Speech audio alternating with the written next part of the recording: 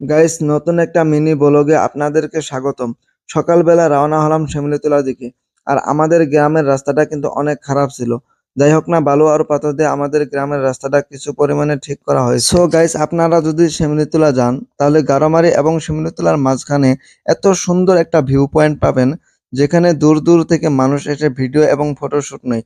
আর ভিউটা কেমন লাগছে আপনারা কিন্তু কমেন্ট করে জানাবেন। সো গাইস, যেহেতু বর্তমান বৃষ্টির দিন, তাই আমরা শিমুলিতলা যাবার রাস্তায় একটা বিশাল বড় ব্রহ্মপুত্র নদী পেলাম।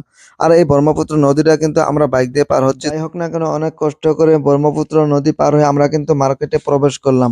আর এটা হচ্ছে শিমুলিতলা মার্কেট। আর মার্কেটে দেখতে পাচ্ছেন এটা কত সুন্দর মসজিদ। আর মার্কেটে আসা আমার একটা কারণ আছে, সেটা হচ্ছে কার্পেট কিনবো আমরা। তো এখানে আমরা কিন্তু কার্পেটের দোকানে প্রবেশ করলাম।